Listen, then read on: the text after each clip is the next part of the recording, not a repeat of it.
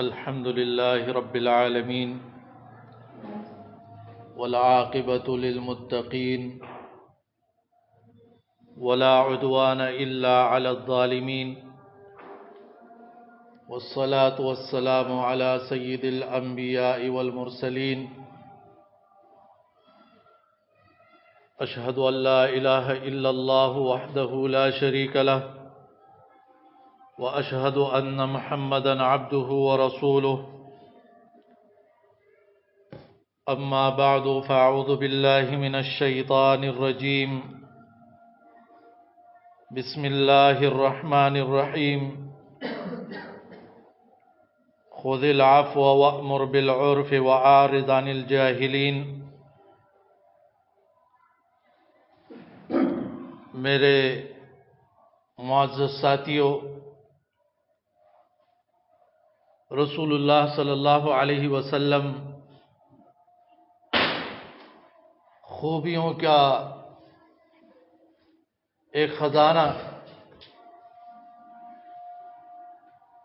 جیسے سمندر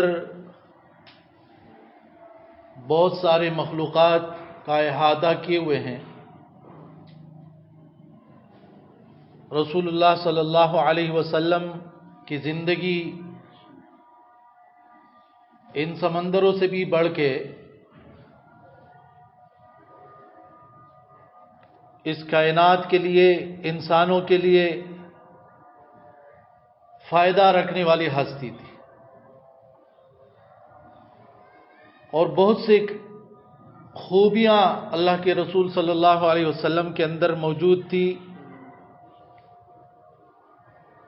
جو آج بھی ساری انسانیت کے لیے نمونہ ہے۔ ان خوبیوں میں سے ایک خوبی معاف کرنے کی خوبی، یہ ایک ایسی صفت ہے کہ رب العالمین اس کو پسند فرماتا ہے، کیونکہ اللہ تعالیٰ خود بھی معاف کرنے والا ہے۔ اللہم انک عفو تحب العفو فاعف عنی، اور رب العالمین نے فرمایا بھی ہے معاف کرو، کیا تم پسند نہیں کرتے ہو کہ اللہ تمہیں معاف کر دے، بخش دے؟ الا تحبون ان یغفر اللہ لکم، اور حکم بھی دیے بار بار فاعفو، معاف کیا کرو، اور فرمایا کہ اس کی عادت بنا ڈالو، خذ العفو، عادت بنا ڈالو اس کی۔ ایک تو یہ ہوتا ہے نا، زندگی میں آپ نے کسی نہ کسی کو معاف کیا ہوتا ہے، ایک ہوتا ہے کہ آپ کی عادت ایسی بن گئی، آپ کے اخلاق یہ بن گئے ہیں کہ آپ لوگوں کو معاف کر رہے ہیں۔ اور اخلاق دو طرح کے ہیں، ایک یہ ہے کہ انسان کسی کو نقصان نہیں دیتا، لیکن اگر دوسرا اس کو نقصان دے تو پھر یہ جواب میں نقصان دیتا ہے، دوسرا اس سے ناراض ہو تو یہ ناراض ہو جاتا ہے، برابر کا بدلہ لیتا ہے، زیادتی نہیں کرتا۔ تو یہ بھی ایک قسم کا اخلاق ہے کہ یہ اپنی طرف سے کسی پر ظلم کی ابتدا نہیں کرتا، اگر دوسرا اس پہ ظلم کرے تو برابر کا بدلہ لیتا ہے، بدلے میں بھی ظلم نہیں کرتا ہے۔ اگر کوئی اس سے ناراض ہو جاتا ہے، یہ ناراض ہو جاتا ہے، کوئی دینا چھوڑ دے تو یہ بھی دینا چھوڑ دیتا ہے، لیکن یہ اعلیٰ اخلاق نہیں۔ اعلیٰ اخلاق یہ ہے جو رشتہ دار آپ سے رشتہ ناتا توڑے، آپ اس سے پھر بھی جوڑو، جو آپ کو نہ دے آپ اس کو بھی دو، جو تعلق ختم کرے آپ اس سے قائم رکھو۔ تو رسول اللہ صلی اللہ علیہ وسلم کے اخلاق اعلیٰ ترین اخلاق تھے، دشمنوں کو بھی معاف کیا کرتے تھے۔ وَإِنَّكَ لَعَلَىٰ خُلُقٍ عَظِيمٍ، قرآن رسول اللہ صلی اللہ علیہ وسلم کی اخلاق کا بیان ہے۔ آپ قرآن پڑھیں، جہاں انسانی خوبیوں کا ذکر ہوگا وہ رسول اللہ صلی اللہ علیہ وسلم کے اندر کامل طور پہ موجود ہوگی۔ اور جو برائیاں ذکر ہے اللہ کے رسول صلی اللہ علیہ وسلم ان برائیوں سے، ان انسانی برائیوں سے، بدعمالیوں سے پاک۔ اس معاف کرنے کی صفت کے حوالے سے آپ دیکھیں یہود آیا کرتے تھے، بعض اوقات کہتے السلام علیکم، غلط سلام ڈالتے تھے، السلام علیکم کی جگہ السلام علیکم کہ تو مر جائے، اس کا مطلب یہ ہے تجھ پہ موت آ جائے۔ عائشہ رضی اللہ عنہا سمجھ گئی، غصہ ہوئی، اللہ کی لعنت اور غضب ہو تمہارے اوپر۔ اللہ کے نبی صلی اللہ علیہ وسلم نے ان کو روکا، فرمایا کہ میں نے کہہ دیا ان کو کہ وعلیکم، تم جو کہہ رہے ہو وہ تمہارے اوپر ہو، کچھ بھی اور نہیں کہا، وعلیکم۔ دیکھیں کس اچھے طریقے سے جواب دیا، نہ کوئی لڑائی، کوئی جھگڑا، کچھ بھی نہیں۔ زید بن حارثہ چھوٹے تھے اور اس کو اغوا کر لیا گیا، پھر اس کو فروخت کر دیا گیا، یہاں تک کہ مکہ کے اندر وہ فروخت ہوا اور خدیجہ رضی اللہ عنہا کے گھر پہنچ گیا فروخت ہوتے ہوتے۔ اللہ کے رسول صلی اللہ علیہ وسلم نے اس کی تربیت کی۔ بعد میں بہت عرصہ گزرا، پتہ چلا کہ زید بن حارثہ مکہ کے اندر محمد بن عبداللہ، محمد رسول اللہ صلی اللہ علیہ وسلم کے گھر پہ موجود۔ ان کے چچا آئے، لوگ آ گئے کہ اس کو لینے، کہ ہم لے کے چلے جائیں۔ اللہ کے رسول صلی اللہ علیہ وسلم کو یہ زید کہہ رہا ہے میں اپنے گھر نہیں جانا چاہتا۔ دیکھیے جن کے والدین مل جائے، رشتہ دار مل جائے، وہ کہے کہ آپ فروخت ہو گئے تھے، گم ہو گئے تھے، اب ہم آپ کو اپنے گھر لے جانا چاہتے، کتنی خوشی ہوگی۔ آج کل بھی ایسے حالات ہوتے ہیں، لیکن انہوں نے کہا میں نہیں جانا چاہتا۔ اللہ کے رسول صلی اللہ علیہ وسلم نے لوگوں سے کہا آپ ان سے پوچھو، یہ جانا چاہتے تو بالکل چلے جائے۔ ان سے پوچھا کہ وہ خوش ہوئے کہ یہ تو جائے گا، تو انہوں نے کہا کہ نہیں میں نہیں جانا چاہتا ہوں۔ تو آپ دیکھیں رسول اللہ صلی اللہ علیہ وسلم کی اخلاق سے وہ اس قدر متاثر ہوئے تھے کہ اپنے والدین کے گھر جانا نہیں چاہ رہے۔ پھر اللہ کے رسول صلی اللہ علیہ وسلم کے ساتھ ہی وہ زندگی بسر کرتا رہا، یہاں تک کہ پھر اس کی شادی بھی ہوئی، اس کو اللہ تعالیٰ نے بیٹا بھی دیا اسامہ کے نام سے۔ یہ اللہ کے رسول صلی اللہ علیہ وسلم کے اخلاق۔ اسی طرح آپ دیکھیں وہ جو یمامہ کے سردار کو قید کر کے لایا گیا اور مسجد کے ستون سے باندھا گیا، سمامہ بن اسال، 3 دن وہ باندھا گیا تھا، اور اللہ کے رسول صلی اللہ علیہ وسلم اس کو دعوت دیا کرتے تھے، وہ مانتا نہیں تھا۔ پھر اللہ کے رسول صلی اللہ علیہ وسلم اس کو معاف کر دیا، وہ چلا گیا۔ اتنے میں واپس آ رہا ہے، کچھ دیر بعد لوگ کہہ رہے ہیں واپس کیوں آ رہا ہے؟ کہا کہ میں گیا تھا، غسل کر کے آیا ہوں، میں مسلمان ہونا چاہتا ہوں۔ یہ تھے رسول اللہ صلی اللہ علیہ وسلم کے اخلاق۔ مدینہ کے اندر جس شخص نے رسول اللہ صلی اللہ علیہ وسلم کو سب سے زیادہ تکلیفیں دی آپ سب جانتے ہیں، عبداللہ ابن ابی ابن سلول، بہت ہی خطرناک منافق، رئیس المنافقین، منافقوں کا سردار۔ یہاں تک کہ نبی صلی اللہ علیہ وسلم ایک مرتبہ گدھے پر سوار ہو کے جا رہے تھے سعد بن عبادہ رضی اللہ عنہ کی عیادت کے لیے، تو مجلس میں لوگ بیٹھے ہوئے تھے، تو یہ عبداللہ ابن ابی کہتا ہے کہ گدھے کو ہم سے دور کر دو، بڑی بدبو اور گرد و غبار بنا رہا ہے۔ بے ادبی، بد اخلاقی کی باتیں کی اور کہا ہماری مجلس میں باتیں نہیں کرو۔ وہاں موجود صحابہ غصہ میں آ گئے کہ آؤ اے نبی بیٹھو، ہمیں آپ کی باتیں اچھی لگتی ہے۔ اتنے میں لڑائی شروع ہونے والی تھی اور اللہ کے رسول صلی اللہ علیہ وسلم وہاں سے چلے گئے۔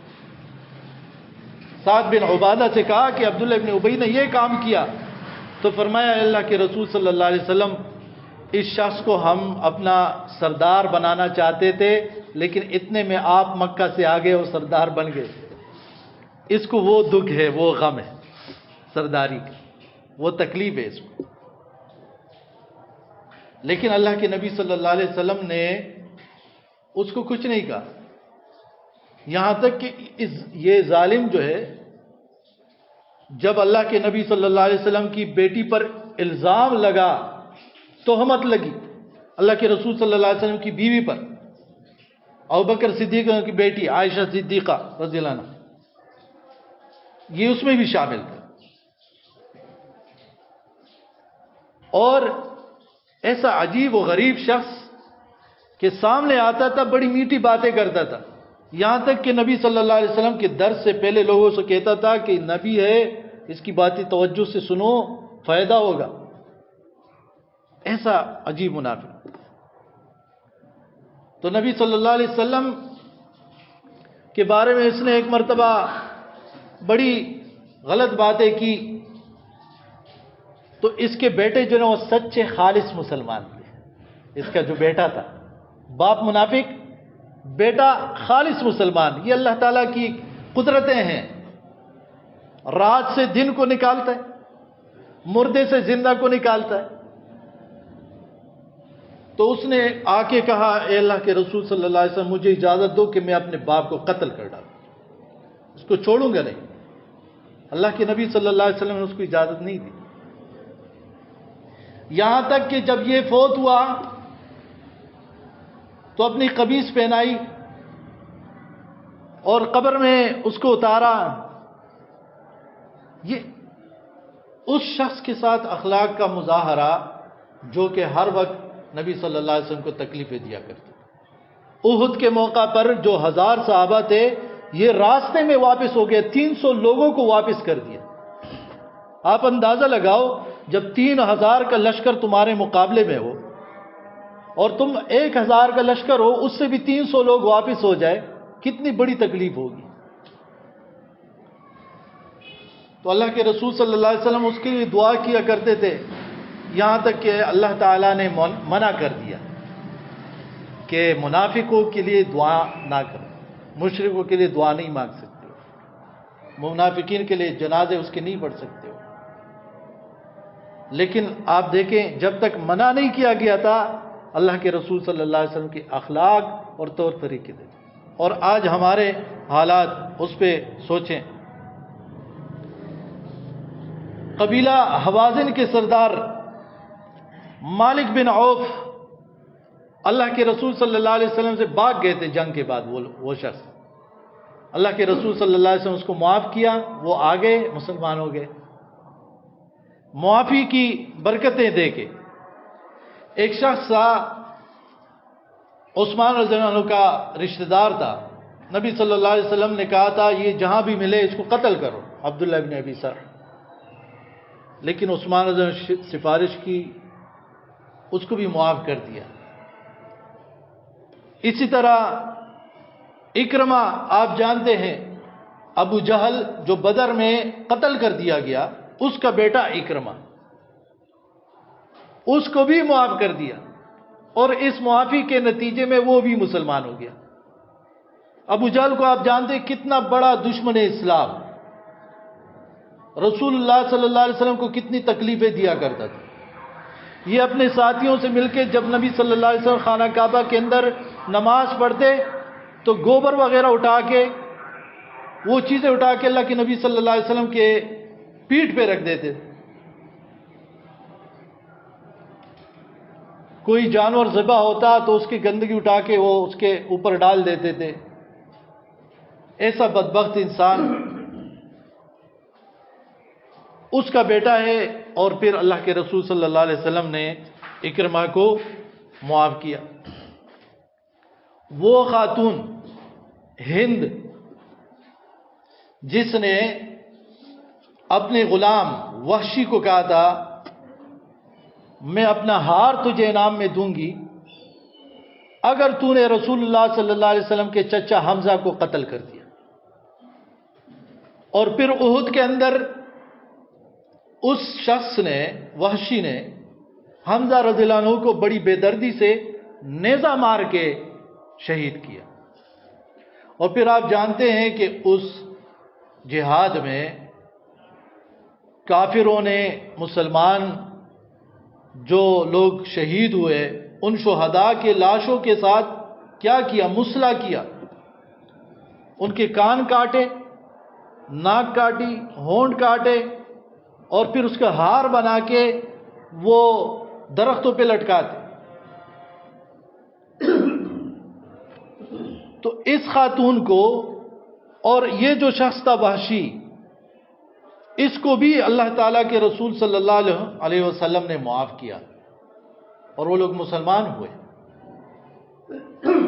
آپ دیکھیں وہ حمزہ رضی اللہ عنہ، چچا بہت قسم کے ہوتے ہیں۔ ابو لہب بھی چچا تھا، لیکن پتھر اٹھایا کرتا تھا اللہ کے نبی صلی اللہ علیہ وسلم کو مارنے کے لیے، ہاتھ اٹھاتا تھا، چچا تھا، سگا چچا تھا، اور اس کی چچی بھی۔ دوسری طرح ابو طالب تھا، وہ بھی چچا تھا، ایمان نہیں لایا لیکن دفاع میں اور سپورٹ میں کھڑا رہا کہ یہ میرا بھتیجا ہے۔ اور تیسرے قسم کے چچا وہ تھے جو ایمان بھی لائے اور مدد بھی کرتے رہے، دفاع بھی کرتے رہے۔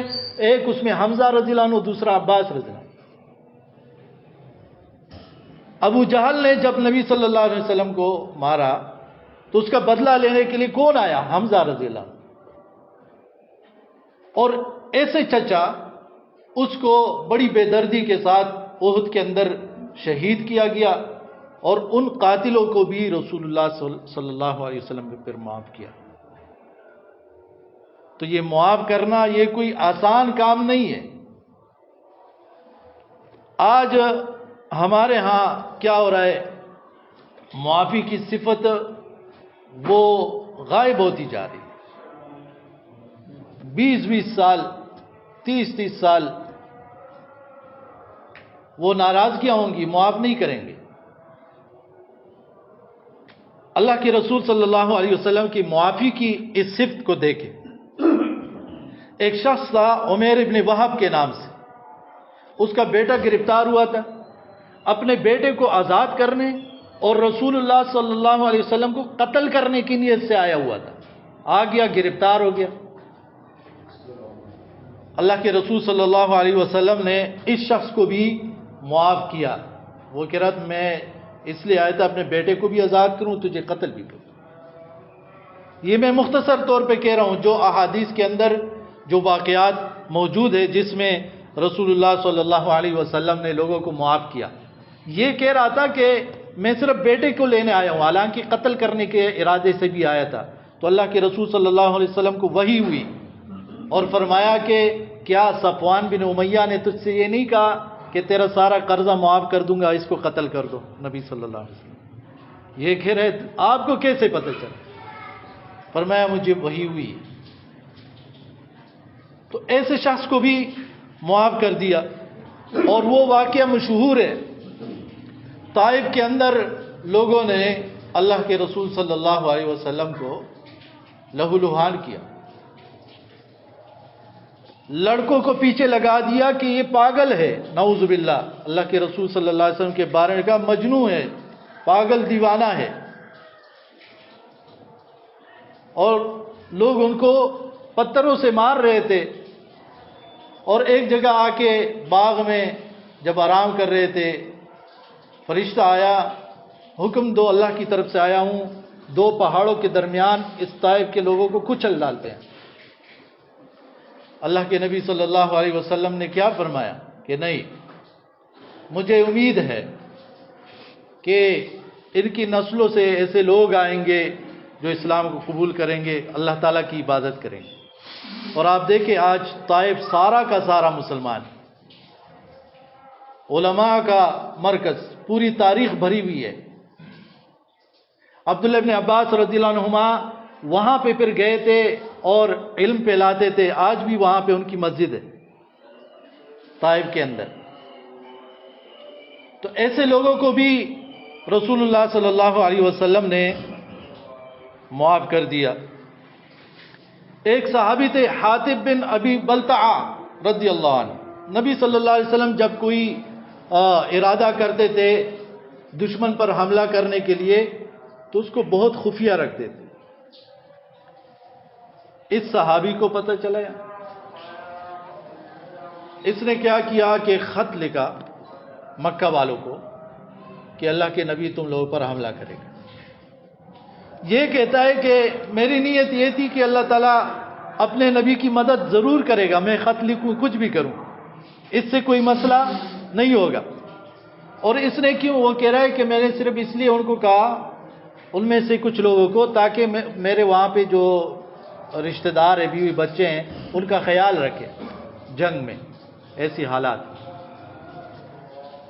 اور ایک خاتون کو وہ خط دیا تھا، علی رضی اللہ عنہ کو بھیجا رسول اللہ صلی اللہ علیہ وسلم نے. وہ خاتون پکڑی گئی، خط جو ہے وہ نکل آیا. اور پھر یہ دیکھیں کتنی بڑی غلطی تھی ایک طرح کی. کچھ لوگوں نے کہا ہم اس کو قتل کرتے ہیں، صحابی طرح کے، پھر کہہ کہ ہم قتل کریے، اس نے کیا کیا ہے.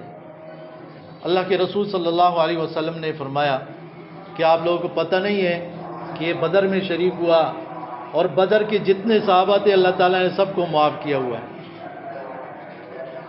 اور اس نے وضاحتیں بھی کی کہ میں نے کوئی مرتد ہونے کے لیے منافقت کی وجہ سے یہ کام نہیں کیا ہے، لیکن بہرحال ایک غلطی تھی، معاف کیا. غزوہ احد میں گھاٹی پر عبداللہ ابن جبیر رضی اللہ عنہ کی سربراہی میں جن 50 لوگوں کو رکھا تھا کہ کچھ بھی ہو جائے، یہاں تک فرمایا کہ اگر سب شہید ہو جائے، پرندے آ کے گوشت کھانے لگے، پھر بھی تم لوگوں نے یہ جگہ نہیں چھوڑنی ہے. لیکن کیا ہوا؟ جب ابتدا میں مسلمانوں کو غلبہ حاصل ہوا اور ان کو لگا اس گھاٹی والوں کو کہ بس کافروں کو شکست ہو گئی ہے، ہم غنیمت کا مال جمع کرتے ہیں، اس گھاٹی سے نیچے اتر آئے. 10 بندے رہ گئے. اس کا جو سربراہ تھا ان سے کہتا تھا مت جاؤ یہاں سے. وہ کہتے بس جنگ تو ختم ہو گئی، فتح ہو گئی. خالد بن ولید اس وقت کافر تھا، پیچھے سے آ گیا اور یہاں سے جو کافر بھاگ رہے تھے وہ بھی اس طرف مڑ کے اس کی آوازوں سے کہ ہمارے پیچھے سے تو وہ ہمارے ساتھ ہی آ گئے. تو یہاں سے بھی کافر، وہاں سے بھی کافر، درمیان میں مسلمان رہ گئے. 70 صحابہ شہید ہو گئے. یہاں تک کہ رسول اللہ صلی اللہ علیہ وسلم کی شہادت کی افواہ بھی اڑا دی گئی کہ وہ بھی شہید ہو گئے. اس قدر بڑی غلطی ہوگی. لیکن اللہ تعالیٰ فرما رہے کہ فَبِمَا رَحْمَةٍ مِّنَ اللَّهِ لِنْتَ لَهُمْ، اللہ کی خاص رحمت کی وجہ سے تو لوگوں کے لیے نرم تھا، ان کو معاف کیا کیونکہ وہ سمجھ رہے تھے کہ جنگ ختم ہو گئی ہے. ان کی اپنی ایک سوچ، ان کو معاف کیا.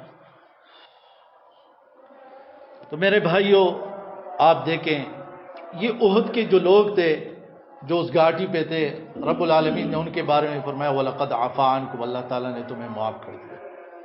وہ معاف ہیں. ہم کسی صحابی کے بارے میں غلط بات نہیں کہہ سکتے. جو قرآن و حدیث میں ذکر آیا ہوگا بس صرف وہی کہہ سکتے، اور اس کے ساتھ جو اللہ تعالیٰ کے وعدے وہ پھر بیان کریں گے کہ اللہ تعالیٰ ان سے راضی، وہ اللہ تعالیٰ سے راضی. اللہ تعالیٰ نے ان کو معاف کیا. اسی طرح معاویہ بن حیدہ رضی اللہ عنہ، ان کے قبیلے کا ایک آدمی آیا اور بڑی عجیب طرح سے باتیں کرنے لگا کہ میرے پڑوسیوں کو کیوں قید کر کے لائے ہو وغیرہ وغیرہ. لیکن اس بندے کو بھی اللہ کے رسول صلی اللہ علیہ وسلم نے معاف کیا. وہ واقعہ آپ سب کے سامنے ہے کہ زبیر رضی اللہ عنہ جو نبی صلی اللہ علیہ وسلم کے پھوپھی کے بیٹے تھے، اس کے ساتھ کسی نے زمین پر پانی پر مسئلہ آ گیا تو اللہ کے رسول صلی اللہ علیہ وسلم کے پاس فیصلہ آ گیا. اللہ کے رسول صلی اللہ علیہ وسلم نے فرمایا کہ آپ اپنے فصلوں کو پانی دو پھر اس کو چھوڑو. وہ کہنے لگا یہ آپ کا پھوپھی کا بیٹا ہے اس لیے.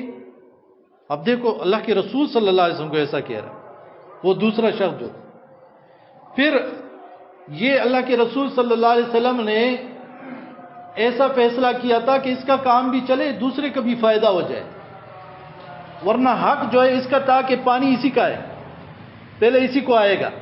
زبیر رضی اللہ عنہ کو. تو پھر وہی فیصلہ سنا دیا کہ جو آپ اپنے کھیتوں کو مکمل جو ہے نا وہ سیراب کر لیا کرو، پانی خوب دو، پھر اس کے بعد اس کو چھوڑ. اور آیت ہے فلا وربک لا یؤمنون حتی یحکموک فیما شجر بینہم. جب تک اللہ کے رسول صلی اللہ علیہ وسلم کے فیصلے کو دل سے تسلیم نہیں کرو گے مومن نہیں کہلاؤ گے. لیکن اس بندے کو بھی کچھ کہا نہیں. یہ ان باتوں کو آپ سوچیں. یہاں تک کہ ایک بندہ آیا تھا اور اس نے کہا کہ نبی صلی اللہ علیہ وسلم کچھ تقسیم کر رہے تھے، اس میں کہا کہ اے دل انصاف کرو. تو اللہ کے رسول صلی اللہ علیہ وسلم نے کہا اگر میں انصاف نہیں کروں گا تو کون کرے گا.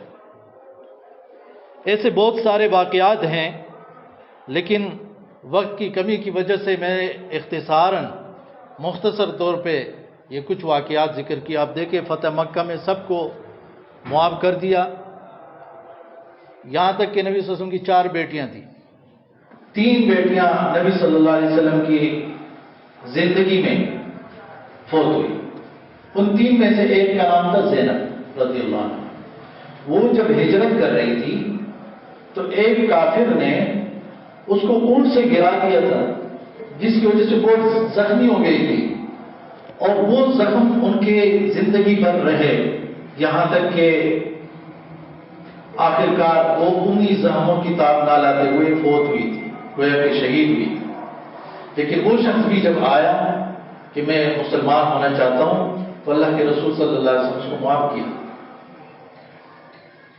یہ کوئی معمولی باتیں نہیں، ایسی بے شمار واقعات ہیں اللہ کے نبی صلی اللہ علیہ وسلم کی زندگی میں. تو ان سب باتوں کا وہ خلاصہ وہ یہ ہے کہ زندگی میں دوستوں کے درمیان، پڑوسیوں کے درمیان، رشتہ داروں کے درمیان بہت ساری ایسی باتیں آ سکتی ہیں، ایسے معاملات آ سکتے ہیں جس سے دل کی خفگی ہو، ناراضگی ہو، لیکن ایک دوسرے کو معاف کرنا پڑے گا. اور یہ معاف کرنا اس لیے ہے کہ اللہ تعالیٰ ہمیں معاف کر دے. یہ اللہ تعالیٰ کا حکم ہے. آپ دیکھیں اللہ کے نبی صلی اللہ علیہ وسلم لوگوں کو ہر وقت معاف کیا کرتے تھے، لیکن اس کے باوجود دن میں کوئی 100 مرتبہ اللہ تعالیٰ سے توبہ استغفار کیا کرتے، خود معافی طلب کیا کرتے.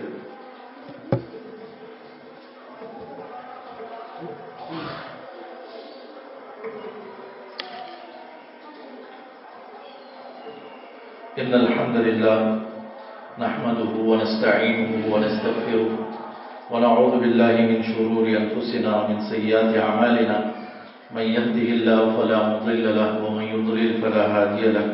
اشهد ان لا اله الا الله وحده لا شريك له واشهد ان محمدا عبده ورسوله. اما بعد فاعوذ باللہ من الشیطان الرجیم. بسم اللہ الرحمن الرحیم. والعصر ان الانسان لفی خسر إلا الذين آمنوا وعملوا الصالحات وتواصوا بالحق وتواصوا بالصبر. أقول قولي هذا استغفر الله لي ولكم ولسائر